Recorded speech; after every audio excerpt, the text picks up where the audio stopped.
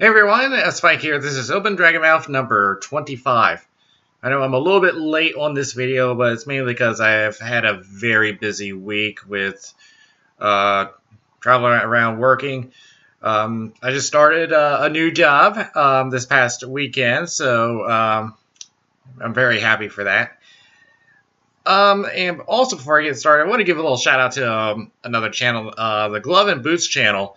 I recommend you guys check them out. They're puppets that pretty much talk about anything. I recently commented on one of their videos, which was the Fix Your Grammar video. And just about a week ago, they had made a response video for selected comments. And I was quite shocked to see that they picked one of mine. And so I would say thanks, guys. And go ahead and check them out. I'm sure you'll find a lot of great stuff from them. In the meantime, let's catch up on some stuff. First of all, I know some of you are getting tired of hearing about this, but there is another Five Nights at Freddy's coming out. So this will be the 4th installment, and it's being nicknamed the final chapter. So I'm guessing it's suggesting that this will be the last of the series. I don't know anything about it yet. All there is that on the Scott Games website, it's got this photo of this. I'm not sure if it's Springtrap or what, but it is a bunch of, but its body's made of a bunch of Freddy heads with razor sharp teeth, and it's set to be released on Halloween this year. So at least he's going to take some time to actually develop this game instead of just throwing it out there. So but right now I have no details of what this one is going to be. So we'll see what happens. But onto a completely new game that's coming out. This one is a success for to the Banjo-Kazooie series, if any of you remember from the N64 game. There's been a Kickstarter online for Project Yooka-Laylee, and the game is going to be called Yooka-Laylee. And what this is just like a pair in the Banjo-Kazooie series where it had a bear and a bird. This one has a chameleon and a bat. And they had a Kickstarter online. They only asked for 175,000 British pounds. They currently have over £1.25 million. And they still have 43 days to go. So people really want this game to come out. So the hype behind the project really spread. So pretty much every single donation from this point out is just bonus money for them. So yeah, I mean, what were some of the perks that they offered? Well, like the highest one was £5,000. Nobody is taking any of it. There's 10 slots, and for those of you in other countries, here in the United States, it's $7,850, or anywhere in Europe, it's 7,000 euros. You would get a guest attendance at a live orchestra concert in Germany. It will be premium seating.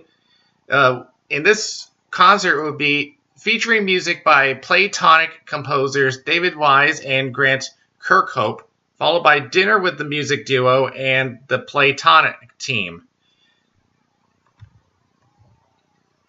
Now, this will not include travel, just as of note. If you are donating £3,375 or more, you get to be in the game. You could be coached by Banjo and Kazooie voice actor Chris Sutherland, and voice a character in the game. And this will include a voice acting credit in the game and all of the previous awards beforehand. And so, yeah, unfortunately, it's all gone. All 10 slots have been filled, but you can still get the dinner. Oh, what else was there? If you pledged 675 pounds, you would be in a video conference with the Playtonic development team to help solve a design challenge and shape the final version of the game. And this includes the boxed deluxe edition of the game. So, yeah, a lot of the physical perks has already been taken. But if you look at the Kickstarter itself, there's a lot of screenshots of the game, and I have to say they look very impressive. So I really recommend checking it out. Yeah, maybe throw in some donations. Maybe get a little trip to Germany. All right, moving on. The 2014 Ursa Major Award winners have been announced at Morphicon this weekend. So it's pretty much good timing on me making this video. So here are the winners for this year. The Best Anthropomorphic Motion Picture went to Guardians of the Galaxy, with How to Train Your Dragon 2 being the runner-up. Best Anthropomorphic Dramatic Short or Series went to Furry Force Parts 1 and 2, with the runner-up being MLP Friendship is Magic. And I am sure there's a lot of bronies out there that are writing they're writing their journals on why they got beaten out by a R-rated parody. Best Anthropomorphic Novel went to Off the Beaten Path, made by Ruckus, and with the runner-up being Huntress. Best Anthropomorphic Short Fiction went to When a Cat Loves a Dog, which was written by Mary E. Lode, and the runner-up went to A Real Stand-Up Guy. The Best Anthropomorphic Other Literary Work went to Black Sad Armadillo, which was made by Juan Diaz Canales and Juanjo Guarnido. Yeah, I always get these difficult names. And runner-up went to Abandoned Places. The Best Anthropomorphic Graphic Story went to MLP Friendship is Magic for issues 15 through 26. Yeah, so we're talking about the comic, not the actual TV series. And the runner-up went to Two Kinds. The Best Anthropomorphic Comic Strip went to House Pets, which was made by Rick Griffin, and the runner-up went to Free Fall. Best Anthropomorphic Magazine went to Inferred Nation, with the runner-up being Flayra. Best Anthropomorphic Published Illustration went to the wraparound cover convention book for Midwest Fur Fest, which was made by Sabretooth Ermine, or Ermine, or however you want to say it, and the runner-up was Off the Beaten Path wraparound cover. The Best Anthropomorphic Game was Pokemon Omega Ruby and Alpha Sapphire, and yes, it did beat out both Five Nights at Freddy's, and the first Five Nights at Freddy's became the runner-up. And finally, the Best Anthropomorphic Website went to Fur Affinity, which I'm sure that there's a lot of furries out there that beg to differ. And the runner-up went to Equestria Daily. I'm sure that there were some that wanted was a weasel, but it's not even on the list. Because I know all the drama that's been going on with Fur Affinity and people wanting everyone to move over to like Weasel or Ink Bunny. But I'm like, get over it. What else do we got? I get the feeling I'm forgetting something. I guess not. Alright, the upcoming events. We got a lot this month. We actually have one today over in Japan. It's a Kimoket, which is over in the Kanto region. And tomorrow, there's another event in Japan, which is called Mofukai, which I have no information on this event other than its date. The 6th through the 10th will be Wolf. That's WUFF, which will be held in Ukraine.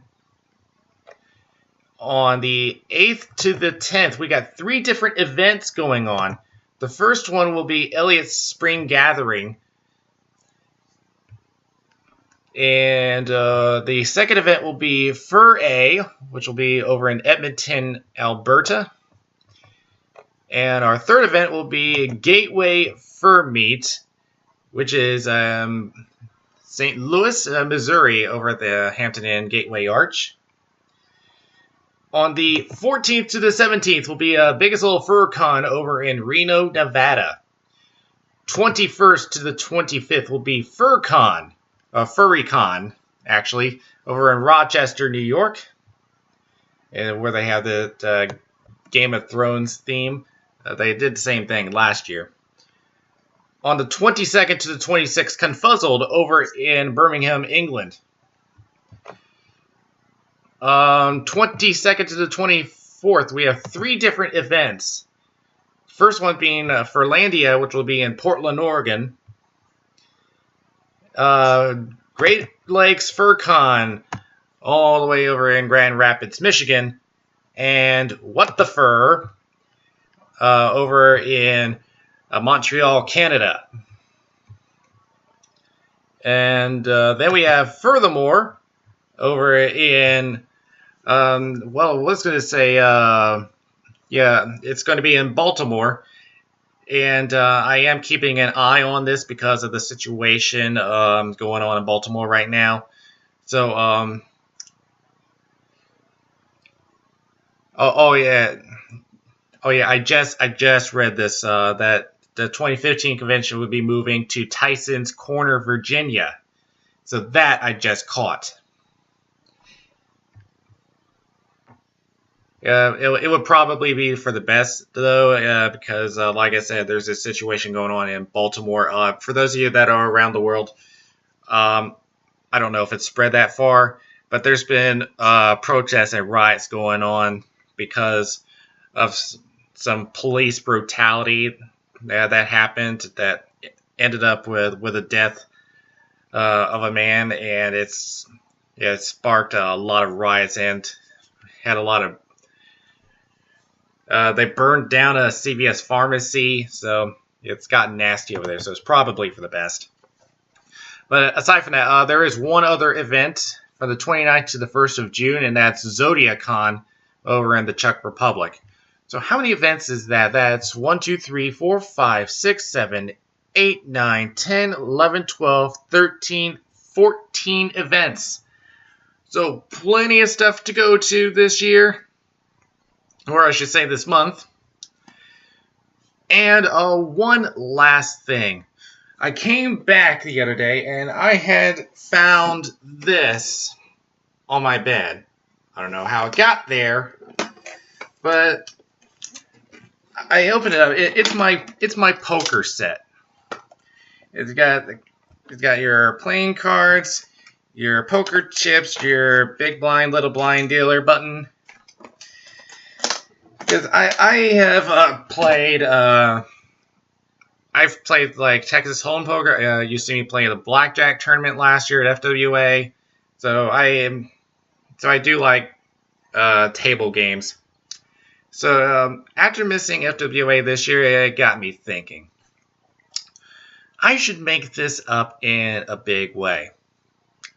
So, I have decided that in a few weeks, I will make my biggest trip yet. This will be something that I have never done before. I have never gone this far away from my home ever. This will be the furthest distance I have ever gone. I will be in Reno, Nevada for Biggest Little FurCon. I will see you all there. This Dragon's Mouth is now closing.